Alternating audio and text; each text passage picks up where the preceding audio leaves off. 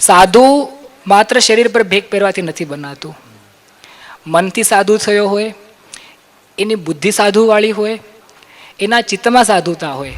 જે સિદ્ધાંતો છે એના પ્રચાર અને સંવર્ધન માટે મેં નિશ્ચય કર્યો કે મારે સાધુ થવું જોઈએ, પરંપરામાં દીક્ષા ગ્રહણ કરવી જોઈએ. તો સૌથી મોટું દેવા માટે અગર જગતની અંદર કાંઈ છે તો આ દેહ, મન, બુદ્ધિ, ચિત્ત અને અહંકાર. બદલાતા સમય પ્રમાણે ધર્મની વ્યાખ્યા બદલાય કેવાનો ભાવ? સોફિસ્ટિકેટેડ પર્સન બનવું આ ધર્મની પહેલી રિક્વાયરમેન્ટ છે. વાસ્તવમાં પરિસ્થિતિ એવી છે, પંથવાદ થઈ ગયો એવું નથી લાગતું. અમારો પંથ મોટો, અમારો સેવક સમુદાય મોટો. તો આ 2000 વર્ષના કાળખંડમાં અનેકો સંપ્રદાય કાળના ગર્ભમાં વિલય પામ્યા. જેનું અનુસરણ તમે કરો એ તમારા માટે સત્ય છે. મતનું ખંડન જ કરવું છે તો હું 100% કરી શકું છું, અને મને એનું મંડન કરવું છે તો એ પણ હું કરી શકું છું. આ આપણા ધર્મની સૌથી મોટી મહાનતા છે. પણ એવા એક સાધુ અમને મળ્યા છે, તેમની સાથે એક સત્સંગ કરવો છે. અવંતિકાનાથ બાપુ છે, યુવા સાધુ છે અને કથા સાથે જોડાયેલા છે. ધર્મ ક્ષેત્રે કંઈક નવું કરવાની તમન્ના છે. ધર્મની વ્યાખ્યા સરસ આપી એમણે હમણાં પ્રવચનની અંદર પોતાની, પણ થોડી મને રસ જાગ્યો છે, વિસ્તારપૂર્વક મારે મિત્રો વાતો કરવી છે. મૂળ વાત એ કરતો હતો કે સનાતન ધર્મ સૌથી આદિ અનાદિથી જૂનો ધર્મ હોય તો સનાતન ધર્મ. અને અનેક સભ્યતાઓ આવી ભારતનો નાશ કરવા માટે, ભારતની સંસ્કૃતિનો નાશ કરવા માટે. એક ટૂંકી વાત કહીને પછી મારી વાતની શરૂઆત કરું કે વિશ્વના સુપ્રસિદ્ધ સાહિત્યકારો, બાપુ એક વાત વચ્ચે કરી દઉં, વિશ્વના સુપ્રસિદ્ધ સાહિત્યકારો એલેક્ઝાન્ડર કિનલોક, ફાર્બસ, ડોક્ટર બાકે, કનરલ રોડ, બાર્જેસ જેમ્સ આખા વિશ્વનું પરિભ્રમણ કર્યું અને પછી ગુજરાતમાં આવ્યા. ગુજરાતમાં સૌથી વધારે સમય તેઓ સૌરાષ્ટ્રમાં રોકાયેલા અને સૌરાષ્ટ્રમાં ધર્મનું અહીંયા અવલોકન કર્યું, સાહિત્યનું અવલોકન કર્યું અને નર્મદ સાથે રહ્યા. અનેક કવિઓ, અહીંના લેખકો સાથે અભ્યાસ કર્યો ધર્મનો. અને જતાં જતાં ફાર્બસે તો દલપતને ત્યાં સુધી કીધેલું કે સૌરાષ્ટ્રમ સત્યમ શિવમ સુંદરમ. કોઈ પણ ગામનો, શહેરનો કે દેશનો વિનાશ કરવા માટે તે ધર્મને નબળો પાડો, તે સાહિત્યને નબળું પાડો એટલે બાકીનું આપોઆપ નાશ પામશે, ત્યાં સુધી કીધેલું. લાંબી વાત ન કરતા મિત્રો સાધુ પરંપરાની થોડી વાતો કરીએ, સત્સંગ રૂપી વાતો કરીએ. વધારે બાપુ વાતો કરશે, પણ સાંપ્રત સમયની બાપુ ડાયરેક્ટ એ પ્રશ્ન થાય, થોડો તમારો બેઝિક પરિચય આપજો આ દર્શક મિત્રોને, અને પછી ધર્મની વાતો તરફ ધીરે ધીરે આગળ જઈએ. ધર્મની વ્યાખ્યા સમજશું. જૂની ધર્મની વ્યાખ્યા, સાંપ્રત સમયની ધર્મની વ્યાખ્યા ઘણો બદલાવ છે, તમે સહજતાથી વાત કરી શકશો. પણ થોડીક તમે બેઝિક પરિચય આપો, કયા આશ્રમથી આવો છો, ગુરુ આપના, એ વિશે વાત કરો. જી જરૂર. સૌપ્રથમ સાંભળનારા સર્વે શ્રોતાને મારા ઓમ આદેશ, જય ગિરનારી, ધન્યવાદ. તો મારું નામ છે અવંતિકાનાથ, ગુરુ મહંત શ્રી તુલસીનાથજી બાપુ, સરસ્વતી મંદિર, ભવનાથ તલેટી. હું ઈશ્વર કૃપાથી, ગુરુ કૃપાથી નાથ સંપ્રદાયમાં દીક્ષિત થયો ખૂબ યુવા સમયમાં, નાના સમયમાં. અને સાધુ બનવા પાછળનો ધ્યેય એવો રહ્યો કે સમાજમાં આપણે અમુક વિષયો જોઈએ, કોઈ સારી બિલ્ડિંગ જોઈ અને એમ વિચાર કરે કે મારે આર્કિટેક્ટ થવું છે, કોઈ ગાડીઓ જોઈને એમ વિચાર કરે કે મારે ઓટોમોબાઈલ એન્જિનિયર થવું છે, કોઈ મેડિકલની સુવિધાઓ જોઈએ તો એમ વિચાર કરે કે મારે ડૉક્ટર થવું છે.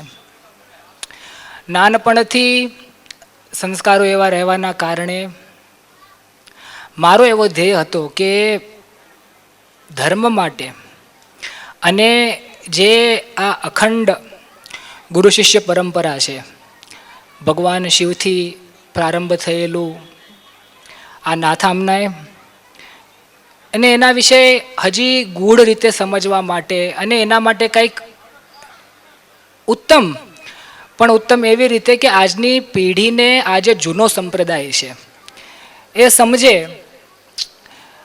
અને પોતે યુવા હોવાના કારણે મને જે વચ્ચે એક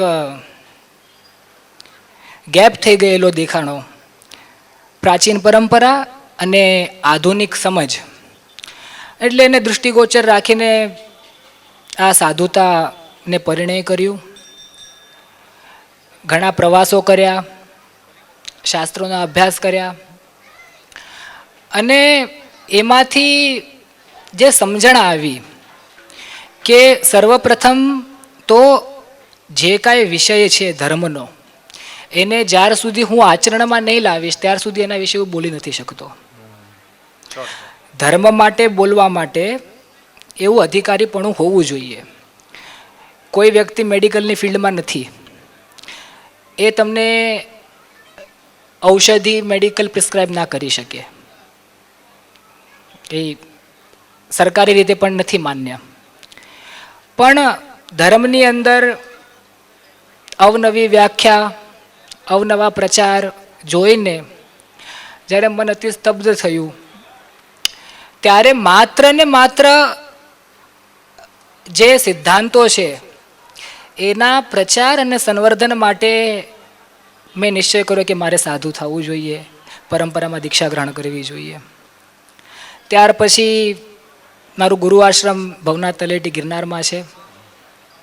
મારા ગુરુ મહારાજ પણ અતિ તપસ્વી સિદ્ધ યોગી કોટીના મહાપુરુષ યોગીરાજ મહંત શ્રી તુલસીનાથજી બાપુ, એમની કૃપા માર્ગદર્શન, જીવનની અંદર પ્રાપ્ત થયેલા બીજા આચાર્યજનો અને એ લોકોએ જે સમજણ સંસ્કાર આપ્યા, એને લઈને મારું એવું દૃષ્ટિકોણ છે કે એ સમજ, એ સૈદ્ધાંતિક જ્ઞાન સમાજના પ્રત્યેક વર્ગ સુધી પહોંચે. એમાં યોગ છે, સાધના છે, સિદ્ધાંત છે, તંત્ર છે, વેદાગમ છે, ઘણા વિષયો છે. તો મારો હંમેશા એવો પ્રયત્ન રહે કે જે સામાન્ય લોકો છે, સામાન્ય યુવા છે, એની સાથે આ ઊંડી ચર્ચાઓ, ખાલી વાર્તા કથાઓ નહીં પણ એને અંદરના સિદ્ધાંત સમજે. એટલે હું એ દૃષ્ટિકોણ રાખીને ભ્રમણ કરું છું, લોકોને મળું છું. જેટલા લોકો મળે છે એનામાં સત્સંગ અને ધર્મ પ્રત્યે આપણે શું જાગૃતતા લાવી શકીએ છીએ, એ મારું ધ્યેય હંમેશા રહે છે. વાહ બાપુ, તમારા જેવા યુવા સાધુ કોઈ પણ આવે ને એટલે એક પ્રશ્ન મન થાય ને, લોકોની અપેક્ષા હોય. જી. કોઈ પણ ઇન્ટરવ્યૂ મૂકીએ, પોડકાસ્ટ મૂકીએ, જી. આવા યુવા સાધુ છે, હોશિયાર છે, છતાં પણ આવું પસંદગીનું કારણ શું? મને એમ લાગો છો કે તમે કદાચ ટોપ આવતા હશો અભ્યાસની અંદર, છતાં પણ સાધુ ક્ષેત્રમાં તમે મૂલ્યની થોડી વાત કરી છે. જી. પણ દરેક યુવા ચહેરાને આ પ્રશ્ન થતો સૌ પ્રથમ. જી. તો મેં જેમ કીધું કે આપણે જોઈએ વિવિધ વિષયે, તો એક એવું મનમાં રહ્યું કે હર વિસ્તારની અંદર આપણે એમ વિચાર કરીએ કે આપણાને ઉત્તમ વસ્તુ મળે. ગામડામાં દવાખાનું હોય તો લોકોની એવી ઈચ્છા થાય કે સારું દવાખાનું બને. રોડ હોય તો લોકો એમ વિચાર કરે સારા રસ્તા બને. તો આ બધી ક્ષણભંગુર વસ્તુ માટે આપણી એટલી ઝંખના છે કે આમાં સારું થાય. તો ધર્મની અંદર અને એમાં પણ પોતાનો જે સંપ્રદાય પરંપરા છે એમાં ઉત્કૃષ્ટ થાય, એનું સંવર્ધન સારું થાય, એનો પ્રચાર પ્રસાર સારો થાય, તો એ જિમ્મેદારી બીજા કોઈની ન હોય ને મારી પોતાની જ છે એવું જ્યારે મને લાગ્યું, તો એ સમજીને અને યુવા જે છે એની અંદર કાર્યક્ષમતા છે. આજનો યુવા આજની પરિસ્થિતિને સમજે છે. હું જ્યારે મારા પ્રશ્નો લઈને બહાર નીકળ્યો હતો યુવાનીમાં સાધુ થવાની પહેલાં, એટલે ઘણું પરિભ્રમણ કરીને એના ઉત્તરો મને મળ્યા. ત્યારે મને એવું લાગ્યું કે આ તો હું એટલો ઊંડાણમાં અભ્યાસ કરું છું, ખોજ કરું છું, ખોદી કાઢું છું, ત્યારે મને જેને મળી રહ્યું છે તો જે સામાન્ય લોકો છે કે જેનો અધિકાર તો છે જ જ્ઞાન પર, પણ એની સુધી આ પહોંચાડવા માટે એ મારી જિમ્મેદારી છે. એટલે માત્ર ને માત્ર ધર્મનું સારું થાય અને સંપ્રદાયમાં હું મારો કાંઈ ફાળો આપી શકું, તો સૌથી મોટું દેવા માટે અગર જગતની અંદર કાંઈ છે તો આ દેહ, મન, બુદ્ધિ, ચિત્ત અને અહંકાર. એ જ્યારે આપણે સર્વસ્વ અર્પણ કરીએ ત્યારે વ્યક્તિ સાધુ બને છે. સાધુ માત્ર શરીર પર ભેગ પહેરવાથી નથી બનાતું. મનથી સાધુ થયો હોય, એની બુદ્ધિ સાધુવાળી હોય, એના ચિત્તમાં સાધુતા હોય, અને એનો અહંકાર ગળીને પડ્યો હોય. તો આવું જોતા વિવિધ સંપ્રદાયોની અંદર જે યુવા વર્ગને પ્રોત્સાહન દેવામાં આવે છે, અને હું જે પરંપરાથી આવું છું એ પ્રાચીન પરંપરા હોવાના કારણે એમાં યુવાઓ ખૂબ ઓછા અને શિક્ષિત યુવાઓ તો એની કરતાં પણ ઓછા. એટલે એ સમયે એવું નિશ્ચય થયું કે અગર પરમાત્માની ઈચ્છા છે, અને જો સાધુ થવું ને આ પ્રારબ્ધનો વિષય છે, આ જન્મો જન્મનું પૂર્વ નિર્ધારિત છે, અને એનામાં જ્યારે આપણે સરેન્ડર કરીએ ઈશ્વરની ઈચ્છા પર કે એ કરે એ સાચું, તો માર્ગદર્શન પોતે ઈશ્વર જ હોય છે. એટલે મૂળભૂત કારણ સાધુ બનવાનું માત્ર એવું કે યુવા અવસ્થા છે, વધારે અભ્યાસ કરવાનો સમય છે. તો અગર ડૉક્ટર એન્જિનિયર બનીને હું 10-5 વ્યક્તિનું કંઈક કરી શકું છું, સારા ખોટું જે કહો, તો એના કરતાં ઘણું કાંઈ વિશેષ હું કરી શકું છું એક સાધુ તરીકે. સાધુનું કાર્યક્ષેત્ર બહુ મોટું છે. સાધુ સ્વતંત્ર છે. સાધુ એ સમાજ અને જે વિવિધ વિભાજન છે સંસારના એનાથી પરે છે. એટલે સાધુ એ એકત્રીકરણ કરી શકે છે. તો એ સમયે મને લાગ્યું કે સૌથી અગર સારું મને કાંઈ જીવનની અંદર કાંઈ કાર્યચર્યા, કાંઈ ઓક્યુપેશન તો ના કહી શકીએ, પણ અગર કાંઈ ધ્યેયપણું છે તો માત્ર આ દેખાણું, અને પછી આગળ તો કઈ રીતે બન્યા કેવી રીતે બન્યા એ તો પૂરી વાર્તા છે. નિરાતે યોગ્ય સમય લઈને એ વાત પણ કરશું. જી. પણ બાપુ, આ તમારો પ્રથમ યોગ હશે, પ્રથમ 12 વર્ષનો યોગ ગણાય સાધુ પરંપરામાં. જી. અને એમાં વિચરણ મહત્વનો વિચરણ, એ અનુભવ લઉં છો અત્યારે, એક અનુભવ કહેવાય. એમ કહેવાય છે કે અનુભવ સૌથી મોટો ગુરુ છે. તો એ અનુભવ સમજવા માટે વિચરણ, કારણ કે આપણો જન્મ કોઈ ગામમાં થાય, કોઈ એક સમાજમાં થાય, અને બહુતેકાંશ લોક એ લોકોનું જે જીવન છે એ એટલા જ સીમામાં પૂર્ણ કરી દેતા હોય. કોઈક એક સમાજને સમજીને જાણીને, કોઈક એક ગામને સમજીને જાણીને ફરીને, તો એમાં અનુભવ પણ એના લિમિટેડ હોય છે. ભ્રમણ કરો ત્યારે તમને ખબર પડે કે જ્યારે ગામ તમે બીજા ગામે જાઓ તો ત્યાંનું વાણી, વર્તન, લોકો બધામાં ફેર હોય, અને એનાથી જે સંસારનો અનુભવ આવે એનાથી આધ્યાત્મિક પૂર્ણતા એ સહજ બને છે. સમાજ અગર જોયો નથી, સંસાર જોયું નથી, તો એને સમજી નહીં શકશે. અને જ્યાર સુધી જગત નથી સમજાય ત્યાર સુધી જગદીશ પણ સમજાવવાનો નથી. એટલે પહેલાં તો જગત સમજવું, જગત સમજ્યા પછી જગતની પાર જે જગદીશ છે એની સમજણ જીવનમાં ઉતરે છે. અને બાપુ, વચ્ચે હવે થોડુંક આધ્યાત્મિક લેવલમાં જઈએ. જી. ધારતી ધર્મ અને એવી વાતો સાંભળીએ. જી. ધર્મ એને પ્રવાહ, વહેતો પ્રવાહ છે. જી. આજથી 30 વર્ષ પહેલાં ધર્મની વ્યાખ્યા અલગ હતી, 100 વર્ષ પહેલાં પણ ધર્મની વ્યાખ્યા અલગ હતી. જી. દાખલા તરીકે અત્યારે આધુનિક સંસાધનો આમ જોઈએ તો અત્યારે આપણે પાપ કરીશું. હું બોલું છું, આ અંબિકા સાઉન્ડ છે અત્યારે, તો લોકો સુધી અવાજ પહોંચે, તો હું અહીંયા જે બોલું છું ને એનાથી અનેક હજારો જીવાણુઓ મરતા હશે. આમ જોતા પાપ થાય છે. પણ જે તે સાંપ્રત પરિસ્થિતિના આધારે ધર્મ ધારણ કરતો હોય છે. અત્યારે આપણે કાર લઈને આવ્યા છીએ તો અનેક જીવો મર્યા હશે, પણ સાંપ્રત પરિસ્થિતિમાં લોકો સુધી માહિતી આપવી પણ જરૂરી છે. એટલે એક સમય એ હતો કે જીવજંતુનો નાશ ન કરવો, એ પણ હતો ધર્મ. ધર્મ એક પ્રવાહ જેવું છે. જી. બદલાતા સમય પ્રમાણે ધર્મની વ્યાખ્યા બદલાય, કહેવાનો ભાવાર્થ. જો વ્યાખ્યા બે રીતે હોય છે. એક તો શાસ્ત્રીય વ્યાખ્યા, અને બીજી જે સ્વ અનુભવમાં આવેલી વ્યાખ્યા છે.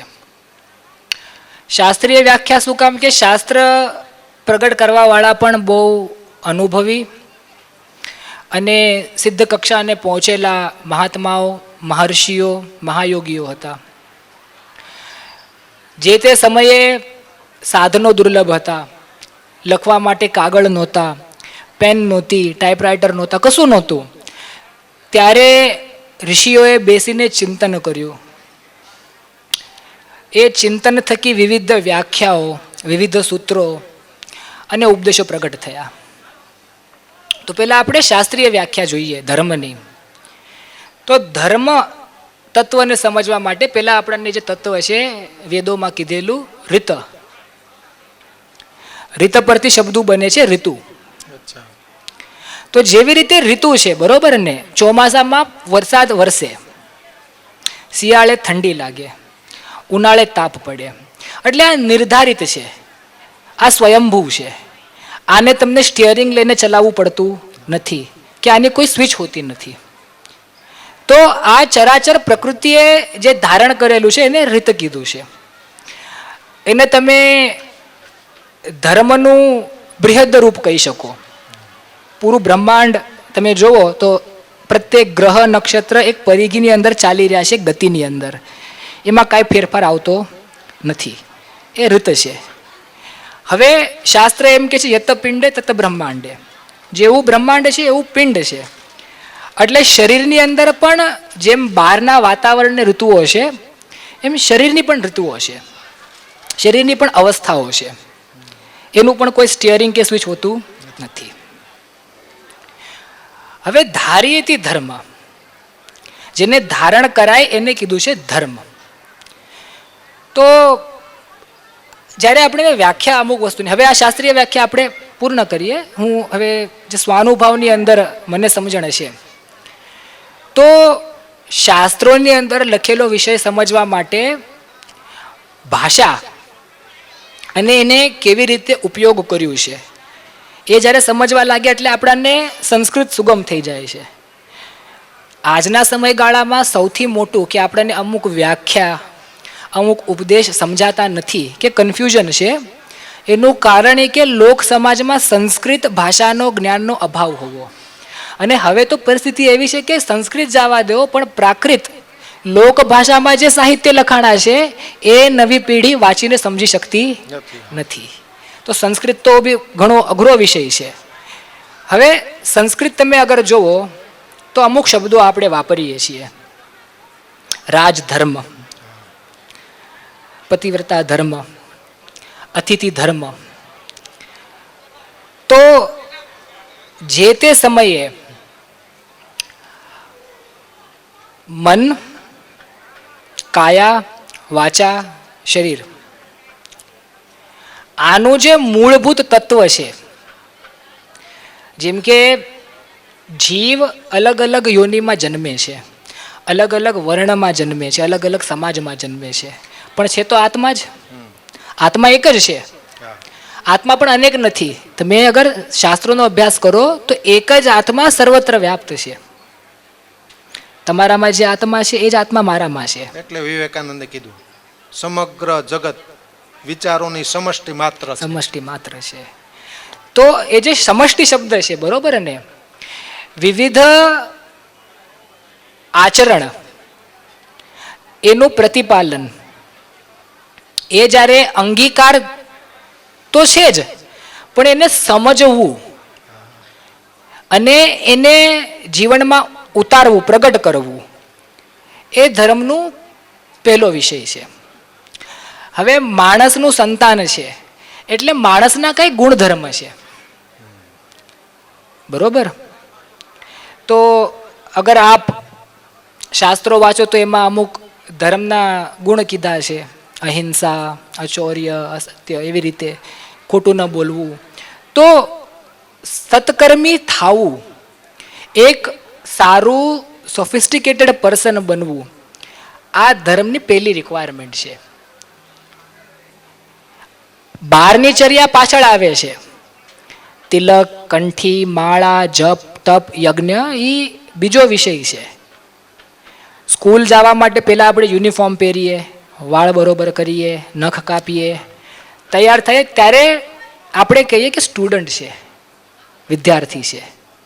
અને પછી જઈને સ્કૂલમાં શીખે અને આગળ જતાં ગ્રેજ્યુએટ થાય. તો ધર્મ પણ એવો જ કંઈક વિષય છે કે જ્યારે આપણે કંઈક ધારીએ ધર્મ, અને ધર્મ એટલે એવું નહીં કે કોઈ પર્ટિક્યુલર સંપ્રદાય, પંથ અથવા સાધના માર્ગ. ધર્મ આનથી ઉપર છે. ત્યાં કોઈ સ્વરૂપ વિશેષ નથી, ત્યાં કોઈ અવતાર વિશેષ નથી, ત્યાં કોઈ દેવ વિશેષ નથી, પણ દેવો પણ જે તત્વને ધારણ કરે છે. અને અગર હું એકદમ મને સિમ્પ્લિફાઈડ વર્ડમાં કેવું છે તો લાઈફસ્ટાઈલ. સર્વપ્રથમ ધર્મ તો લાઈફસ્ટાઈલ છે. તમારું પૂરું જીવન જે છે એ ધર્મનો જ અંગ છે. અચ્છા. સવારે ઉઠો એટલે મોઢું ધોવું, બ્રશ કરવું, નહાવું એ ધર્મ છે. હવે મને કહો કે જનાવર નથી કરતા, કારણ કે જનાવર ધર્મને ફોલો નથી કરી રહ્યા, માણસ કરી રહ્યો છે. તો બહુ સૂક્ષ્મ વ્યાખ્યા છે કે જે આપણું તત્વાર્થ સ્વરૂપ છે એમાં રહેવું અને એને ધારણ કરવું એ ધર્મનું અનુસરણ છે. રાજાનો દીકરો રાજા થાય, રાજા જેવું વર્તન કરે, તો આપણે પણ કોના સંતાન છીએ, કોની ઉત્પત્તિ છીએ. સનાતન ધર્મ કહે છે શાસ્ત્ર, આત્મા શું છે, ક્યાંથી આવ્યો છે, કેવો છે, બધું કીધેલું છે. અને એ સમજણ લઈને જ્યારે આપણે પોતાને માત્ર બીજા જનાવર જેમ પશુ ન સમજતા, હું સચ્ચિદાનંદ સ્વરૂપ આત્મા છું જેને દેહ ધારણ કર્યો છે. કારણ કે ધર્મ અને અધર્મ ક્યારે નક્કી થાય? અમુક માન્યતાઓના કારણ, અમુક સિદ્ધાંતોના કારણ. હું ક્રિયાની વાત નથી કરી રહ્યો, અંદરની ફિલોસોફી. બૌદ્ધ ધર્મ અને હિન્દુ ધર્મ એક ઉદાહરણ આપું છું, જો કે મૂળમાં તો એક જ પાયો છે, પણ એક આજના આધુનિક સમાજના દૃષ્ટિકોણથી. તો ઈશ્વરમાં આસ્થા કે કોઈક કરતા છે, કોઈકે સૃષ્ટિ બનાવી છે અને કોઈક સૃષ્ટિનું સંચાલન કરે છે, એને કીધું છે આસ્તિક. એટલે આપણે જે હિન્દુઓ છીએ. અને એવું માનવું કે કોઈ કરતા નથી, કોઈ એવો વ્યક્તિ તત્વ નથી જેને સૃષ્ટિ કરી છે. સૃષ્ટિ આપમેળે થાય છે, આપમેળે પોતાના કર્મ પરિપાકથી પરિવિત થાય છે, અને કોઈ ઈશ્વર નથી એવી ધારણા રાખે એટલે બૌદ્ધ ધર્મ. તો પેલી વખત ત્યાંથી આવે છે કે માન્યતા તમારી. હવે એક બીજી વ્યાખ્યા એવી કે આચરણમાં કરવાનું. માન્યતામાં તો આવી ગયું, તો અમુક પદ્ધતિમાં તમે જુઓ કે સમાન લીટી સનાતનમાં નથી. વિવિધ સંપ્રદાયો એ વિવિધ ધર્મરૂપી છે. જ્યારે તમે શાસ્ત્ર વાંચો તો ત્યાં તમને શબ્દ મળશે વૈષ્ણવ ધર્મ, શૈવ ધર્મ, શાક્ત ધર્મ. તો એ કંઈ જુદો ફાટો નથી, પણ ધર્મની અંતર્ગત તમે જ્યારે પેલી લેવલ પાર કરી ગયા અને પછી હજી અંગીકાર કરીને જે કાળચક્ર છે, સૃષ્ટિચક્ર છે, એના ભાગરૂપે બનીને પણ એનું એક દૃષ્ટા માત્ર બનવું, ડૂબવું નહીં પણ તરવું, એ ધર્મનો મૂળ સિદ્ધાંત છે. ધર્મ એ તારવા માટે છે. અભ્યાસ કેટલો કરેલો બાપુ? એટલે શાળાએ અભ્યાસ, સ્કૂલ વગેરેનો. તેમાં એવું છે કે નાનપણથી આધ્યાત્મિક રુચિ રહેવાના કારણે શાળા સ્કૂલમાં વધારે રસ રહ્યો નહીં, તો 7મા ધોરણથી ડ્રોપ લેવું પડ્યું. ત્યાર પછી જે કાંઈ સમજ્યા શીખ્યા ગુરુ કૃપા અને પોતાના પ્રારબ્ધથી જ થયું છે. પણ ઈશ્વરીય કૃપા રહી એટલે સમજણ છે જીવનમાં. પણ આમ અભ્યાસ ઉપર, આપની સ્પીચ ઉપર એવું લાગે વેદ, શાસ્ત્રો, પુરાણ, ઉપનિષદ સો જ લીધેલો છે. જી, પ્રારંભ ત્યાંથી જ કરવો જોઈએ. શાસ્ત્રોમાં ઘણું કાંઈ છે, એવો એક પણ પ્રશ્ન નથી જેનો ઉત્તર શાસ્ત્રની અંદર, સનાતન શાસ્ત્રોમાં નથી. બીજું કે શાસ્ત્ર, સંપ્રદાય, સાધુ અને સાધના, આ ધર્મના 4 પાયા છે. આમાંથી એક પણ જતો રહે ને તો એ ધર્મ ડગમગવા લાગે, 2 પાયા જતા રહે તો લથડવા લાગે, અને 3 પાયા હટી ગયા ને એટલે ધર્મ ઢળી જાય.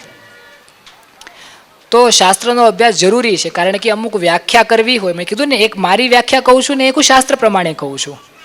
કારણ કે જ્યારે આપણે સાધુ બન્યા છીએ કોઈ વિશેષ પરંપરા સંપ્રદાય માર્ગના કે ધર્મના, ત્યારે શાસ્ત્ર અને જે ગુરુઓના પ્રમાણ છે, એમના જે ઉદાહરણ છે, એનાથી પાર જઈને નથી બોલવાનું.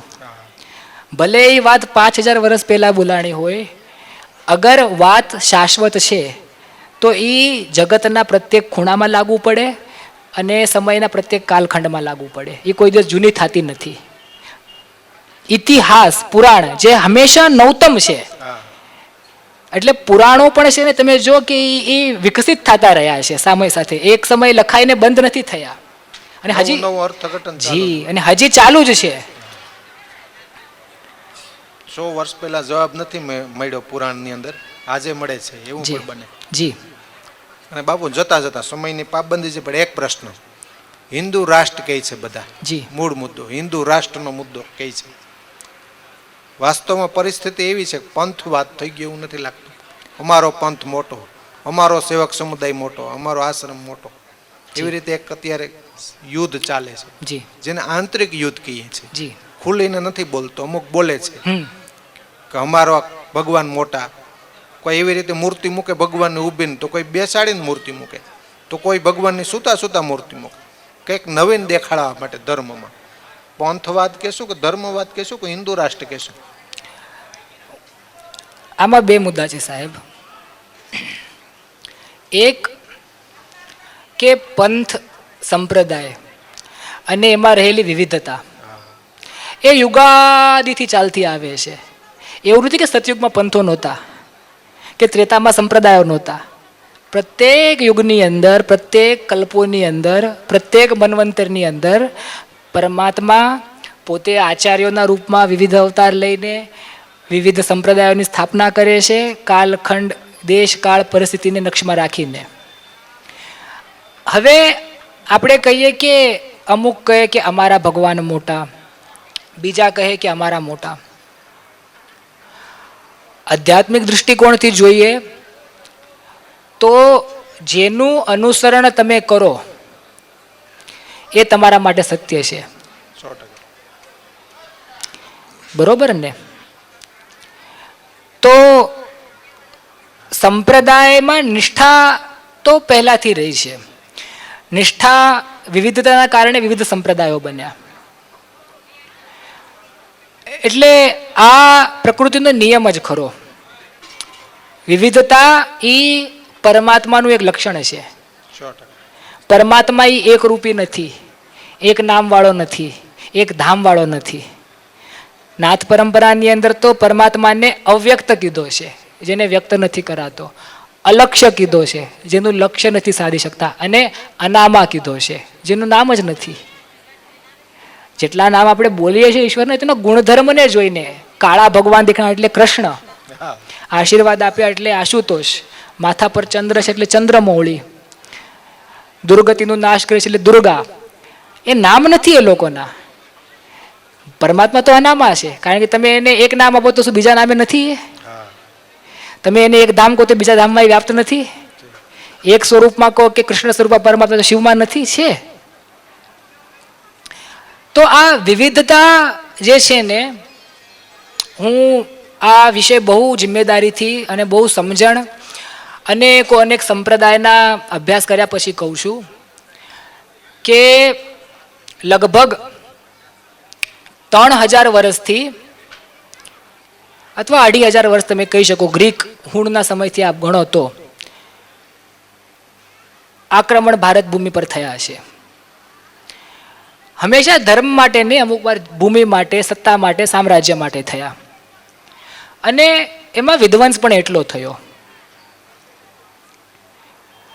જ્યારે ગ્રીક આવ્યા, જેને યવનો કીધા છે શાસ્ત્રમાં, ત્યારે પણ વિધ્વંસ થયો.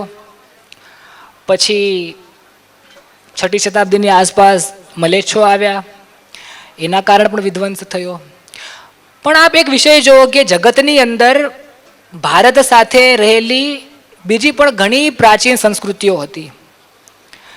મેસોપોટેમિયાની અંદર, ઇજિપ્ત, ગ્રીસ, બેબીલોન, એવા ઘણા પ્રાચીન સાંસ્કૃતિક સામ્રાજ્યો હતા અને બધા વિનાશને પામ્યા. આક્રમણ સૌ જગ્યા પર થયેલા છે. અમુક એ દેશના જે પ્રાચીન પંથ સંપ્રદાય ધર્મ હતા તે વિલુપ્ત થઈ ગયા છે. વિલુપ્ત એવી રીતે ને કે એ લોકોનું અગર દિવાલ પર લખેલું લખાણ પણ છે તો આપણે એ વાંચી શકતા નથી. એના દેવોને કોઈ પૂજવા વાળા નથી. અને એ જ આક્રમણ જ્યારે ભારત પર થાય છે, હું કહું 2,500 થી 3,000 વર્ષ થયા. યવનો, મલેચ્છો, પછી બ્રિટિશર્સો આવ્યા. આંતરિક આજે આપણે ડિબેટ કહીએ છીએ ને સનાતન ધર્મની અંદર સંપ્રદાયોની, એવા ઘણા ઉદાહરણ છે કે યુદ્ધો થયેલા છે. શૈવો અને વૈષ્ણવની વચ્ચે યુદ્ધ થયેલા છે. જૈન અને બૌદ્ધોની વચ્ચે યુદ્ધ થયેલા છે. તો આ તફાવત પહેલાથી રહી છે. આ માધ્યમો નહોતા. હા, આ માધ્યમ નહોતા, પણ બીજા માધ્યમ જે તે સમયના હતા. એનું કારણ તમને કહું કે સૌથી વધારે બુદ્ધની મૂર્તિઓ મળે છે કે જૈન મૂર્તિઓ મળે છે. એનું કારણ એ કે જ્યારે આ વિરોધાભાસ શરૂ થયો એટલે પ્રત્યેક સંપ્રદાય, આજના સમયમાં તમે જો કે કોઈ કાંઈ વિષય હોય, કોઈ વ્યક્તિ હોય, ધાર્મિક હોય, રાજકીય હોય, સામાજિક વ્યક્તિ હોય, એટલે એના પોસ્ટર લગાવે બધે બાજુ, હે ને? તો આ પોસ્ટર લગાવવું અને જે આ પહેલાના સમયમાં 1,000 મૂર્તિ સ્થાપિત કરવી બુદ્ધની અથવા તીર્થંકરોની, તો આ ત્યાંથી પરંપરા ચાલે છે. એના માટે પોસ્ટર હતા. હા, અને આમાં ખોટી વસ્તુ કાંઈ નથી. જો કોઈને ખોટું એક સમય સુધી આપણે ના કહી શકીએ, કારણ કે બધા સંપ્રદાયોએ વિવિધતાથી પોતાનો પ્રચાર પ્રસાર કરેલો છે. લોકોને એના સિદ્ધાંતો કદાચ વિશેષ લાગ્યા, નવા લાગ્યા, અને લોકો જોડાણા. પાછા વિવિધતા પર આવીએ કે પ્રાચીન પરંપરા જે હતી બહુ, ઇંગ્લિશમાં કહીએ તો પ્રિમિવલ ટાઈપની, એટલે આદમ જે જમાનો, આપણે જ્યારે વૈદિક યુગની વાત કરીએ છીએ તો ઋષિઓ જનાવરના ચામડા પહેરે છે, વલકલ પહેરે છે, કુટિયાઓમાં રહે છે, એટલે વનવાસીની જેમ જીવન હતું. સભ્યતા એ પ્રારંભ થવાની હતી. જ્યારે સભ્યતાનો ઉદય થયો, વિવિધ રાજ્યો બન્યા, રાજાઓ બન્યા, એટલે પછી શક્તિ માટે સંઘર્ષ શરૂ થયા. અને શક્તિનું સૌથી મોટું કેન્દ્ર હોય છે ધર્મ.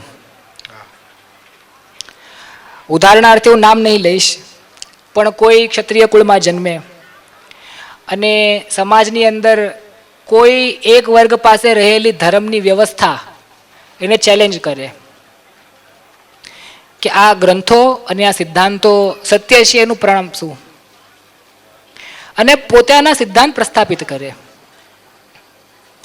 નવું નથી હોતું, કારણ કે જ્ઞાન એ તો જે પ્રવાહિત છે એ જ જ્ઞાન છે. હું વાત બુદ્ધની કરું છું, તથાગતની. તો તથાગતનું જ્ઞાન એ ઉપનિષદથી બહારનું નથી.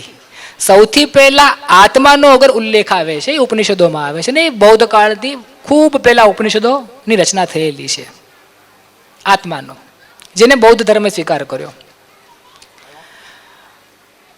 મારો સિદ્ધાંત મને બરોબર લાગે છે, તેમાં બે કારણ હોઈ શકે. એક તો અહંકાર, અથવા જે રૂઢીપણું આવી ગયું છે, અમુક ભેળસેળ આવી ગઈ છે, એને હું સાઈડમાં રાખીને ખાલી મૂળભૂત તથ્યને લોકો સામે લાવવા માંગુ છું, એટલે મેં સંપ્રદાય ચલાવ્યો. તો સંપ્રદાયો પાછળ દૃષ્ટિકોણ સૈદ્ધાંતિક છે, સિદ્ધાંતવાદી છે. હવે અગર આ સંપ્રદાયો ન હોત અને આપણે માત્ર એક સંગઠિત સમિષ્ટિ હોત ધર્મની, તો આજના સમયમાં ધર્મ બચ્યો હોત નહીં. વિવિધ સંપ્રદાયો હતા, અહીંયા આક્રમણ થયું, ગુજરાતની અમુક જે શૈવ પરંપરાઓ હતી, પાશુપાત ઇત્યાદિ, એ લુપ્ત થઈ ગઈ. શૈવ ધર્મનું મૂળ ગઢ સોમનાથ હતું, પાશુપાત ધર્મનું. શૈવોની સૌથી જૂની પરંપરા પ્રણાલી છે ને પાશુપાત સંપ્રદાય કીધો છે. હવે એક વિલુપ્ત થઈ જાય તો બીજે ક્યાંય કાશ્મીરની અંદર કોઈ બીજો સંપ્રદાય છે, કોઈ આચાર્ય સ્થાપિત કરેલો, એ બચી ગયો. એટલે એને પછી જે સિદ્ધાંતોની ધુરા છે એ આગળ ચલાવી. તો આ 2000 વર્ષના કાળખંડમાં અનેકો સંપ્રદાય કાળના ગર્ભમાં વિલય પામ્યા, અનેકોનો ઉદ્ભવ પણ થયો. અને આ વિવિધતામાં એકતા. કારણ કે આપણે કેટલી પણ ડિબેટ કરી લઈએ, છેવટે જ્યારે એનું સાર કાઢવું હોય ત્યારે માન્યતા એકને જ આપવી પડે છે.